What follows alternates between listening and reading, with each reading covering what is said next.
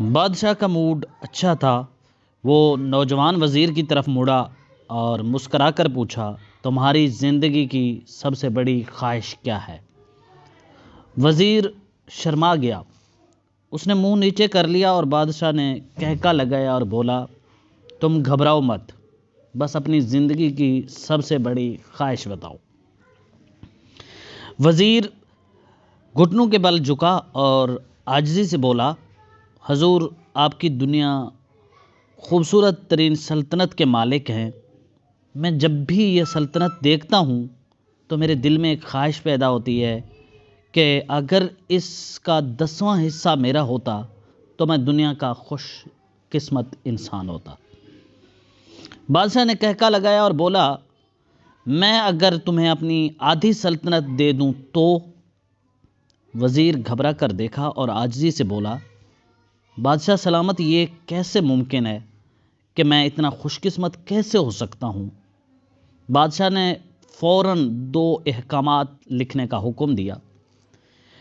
پہلے حکم میں اپنی آدھی سلطنت نوجوان وزیر کے حوالے کرنے کا فرمان جاری کیا اور دوسرا حکم وزیر کا سر قلم کرنے کا تھا۔ وزیر دونوں احکامات پر حیران رہ گیا۔ بادشاہ نے احکامات پر مہر لگائی اور وزیر کی آنکھوں میں آنکھیں ڈال کر بولا، تمہارے پاس 30 دن کا وقت ہے۔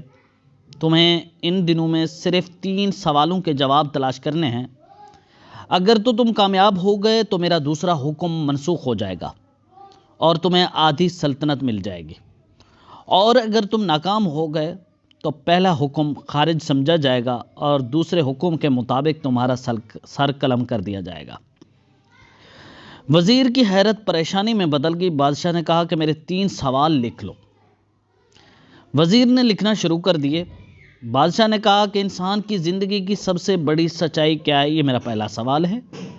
وہ رکا اور بولا، دوسرا سوال، انسان کی زندگی کا سب سے بڑا دھوکہ کیا ہے؟ اور تیسرا سوال، انسان کی زندگی کی سب سے بڑی کمزوری کیا ہے؟ بادشاہ نے اس کے بعد نکارے پر چوٹ لگوائی اور آواز بلند کہا کہ تمہارا وقت شروع ہو گیا ہے۔ وزیر نے دونوں پروانے اٹھائے اور دربار سے دوڑ لگا دی۔ اس نے اسی شام ملک بھر کے دانشور، ادیب، مفکر اور ذہین لوگ جمع کیے اور سوال ان کے سامنے رکھے۔ ملک بھر کے دانشور ساری رات بحث کرتے رہے، لیکن وہ پہلے سوال پر ہی کوئی متفقہ جواب نہ دے سکے۔ وزیر نے دوسرے دن دانشور بڑھا دیے، لیکن نتیجہ وہی نکلا۔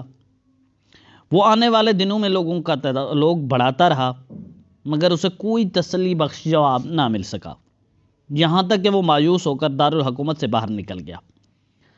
وہ پورے ملک میں مارا مارا پھرتا رہا، شہر شہر، گاؤں گاؤں کی خاک چھانتا رہا۔ شاہی لباس پھٹ گیا، پگڑی ڈھیلی ہو کر گردن میں لٹک گئی، جوتے پھٹ گئے اور پاؤں میں چھالے پڑ گئے، یہاں تک کہ شرط کا آخری دن آ گیا۔ اگلے دن اس نے دربار میں پیش ہونا تھا۔ وزیر کو یقین تھا کہ یہ اس کی زندگی کا آخری دن ہے۔ کل اس کی گردن کاٹ دی جائے گی اور جسم شہر کے مرکزی پل پر لٹکا دیا جائے گا۔ وہ مایوسی کے عالم میں دارالحکومت کی کچی آبادی میں پہنچ گیا۔ آبادی کے آخری سرے پر ایک فقیر کی جھونپڑی تھی۔ وہ گرتا پڑتا اس کٹیا تک پہنچا۔ فقیر سوکھی روٹی پانی میں ڈبو کر کھا رہا تھا، ساتھ ہی دودھ کا پیالہ پڑا تھا اور فقیر کا کتا دودھ پی رہا تھا۔ فقیر نے وزیر کی حالت دیکھی، کہکا لگایا اور بولا، جناب عالی، اب صحیح جگہ پہنچے ہیں، آپ کے 3 سوالوں کے جواب میرے پاس ہیں۔ وزیر نے حیرت سے اس کی طرف دیکھا اور پوچھا، آپ نے کیسے اندازہ لگا لیا کہ میں کون ہوں اور میرا مسئلہ کیا ہے؟ فقیر نے سوکھی روٹی کے ٹکڑے چھاپے میں رکھے، مسکرایا، اپنا بوریا اٹھایا اور وزیر سے کہا، یہ دیکھیے، آپ کو بات سمجھ آ جائے گی۔ وزیر نے جھک کر دیکھا، بوریے کے نیچے شاہی خلعت بچھی تھی، وہ لباس تھا جو بادشاہ اپنے قریب ترین وزراء کو عنایت کرتا تھا۔ فقیر نے کہا، جناب عالی، میں بھی کبھی اس سلطنت کا وزیر تھا۔ میں نے بھی ایک بار آپ کی طرح بادشاہ سے شرط لگانے کی غلطی کی تھی، نتیجہ آپ خود دیکھ لیجئے۔ فقیر نے اس کے بعد سوکھی روٹی کا ٹکڑا اٹھایا اور دوبارہ پانی میں ڈبو کر کھانے لگا۔ وزیر نے دکھی دل سے پوچھا، کیا آپ بھی جواب تلاش نہیں کر سکے تھے؟ فقیر نے کہکا لگایا اور جواب دیا، میرا کیس آپ سے مختلف تھا۔ میں نے جواب ڈھونڈ لیے تھے اور بادشاہ کو بتا بھی دیے تھے، لیکن اس کے باوجود آدھی سلطنت کا پروانہ پھاڑا اور بادشاہ کو سلام کیا اور اس کٹیا میں آ کر بیٹھ گیا۔ جب سے میں اور میرا کتا دونوں مطمئن زندگی گزار رہے ہیں۔ وزیر کی حیرت بڑھ گئی، لیکن یہ سابق وزیر کی حماقت کے تجزیے کا وقت نہیں تھا۔ جواب معلوم کرنے کی گھڑی تھی، چنانچہ اس نے فقیر سے پوچھا، کیا اب مجھے میرے سوالوں کے جواب دے سکتے ہیں؟ فقیر نے ہاں میں گردن ہلا کر جواب دیا، میں پہلے 2 سوالوں کا جواب مفت دوں گا، لیکن تیسرے جواب کے لیے تمہیں قیمت ادا کرنا ہوگی۔ وزیر کے پاس شرط ماننے کے سوا کوئی چارہ نہیں تھا، اس نے فوراً ہاں میں گردن ہلا دی۔ فقیر بولا، دنیا کے سب سے بڑی سچائی موت ہے۔ انسان کوئی بھی ہو، کچھ بھی ہو، اس سچائی سے نہیں بچ سکتا۔ وہ رکا اور بولا، انسان کی زندگی کا سب سے بڑا دھوکہ زندگی ہے۔ ہر شخص زندگی کو دائمی سمجھ کر اس کے دھوکے میں آ جاتا ہے۔ فقیر کے دونوں جواب ناقابل تردید تھے۔ وزیر سرشار ہو گیا۔ اس نے اب تیسرے جواب کے لیے فقیر سے شرط پوچھی۔ فقیر نے کہکا لگایا، کتے کے سامنے سے دودھ کا پیالہ اٹھایا، وزیر کے ہاتھ میں دیا اور کہا، میں آپ کے تیسرے سوال کا جواب اس وقت تک نہیں دوں گا جب تک آپ یہ دودھ نہیں پیتے۔ وزیر کے ماتھے پر پسینہ آ گیا، اس نے نفرت سے پیالہ زمین پر رکھ دیا۔ وہ کسی قیمت پر کتے کا جھوٹا دودھ نہیں پینا چاہتا تھا۔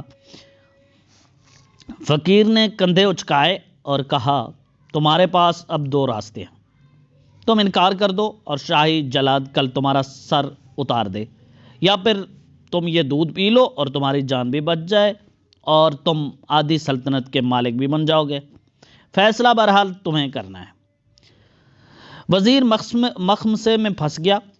ایک طرف زندگی اور آدھی سلطنت تھی، دوسرے طرف کتے کا جھوٹا دودھ تھا۔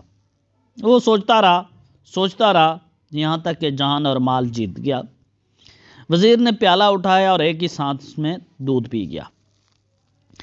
فقیر نے کہکا لگایا اور بولا، میرے بچے، انسان کی سب سے بڑی کمزوری غرض ہوتی ہے، جو کتے کا جھوٹا دودھ تک پینے پر مجبور کر دیتی ہے، اور یہ وہ سچ ہے جس نے مجھے سلطنت کا پروانہ پھاڑ کر اس کٹیا میں بیٹھنے پر مجبور کر دیا۔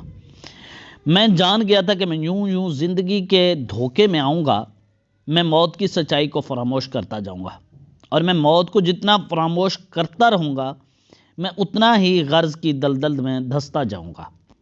مجھے روز اس دلدل میں سانس لینے کے لیے غرض کا غلیظ دودھ پینا پڑے گا۔ لہٰذا میرا مشورہ ہے کہ زندگی کی ان تینوں حقیقتوں کو جان لو، تمہاری زندگی اچھی گزرے گی۔ وزیر خجالت اور شرمندگی اور خود ترسی کا تحفہ لے کر فقیر کے کٹیا سے نکلا اور محل کی طرف چل پڑا۔ وہ یوں محل کے قریب پہنچ رہا تھا، اس کے احساس شرمندگی میں اضافہ ہو رہا تھا، اس کے اندر ذلت کا احساس بڑھ رہا تھا۔ وہ اس احساس کے ساتھ محل کے دروازے پر پہنچا کہ اس کے سینے میں خوفناک ٹھیس اٹھی۔ وہ گھوڑے سے گرا، لمبی ہچکی لی اور اس کی روح قفس عنصری سے پرواز کر گئی۔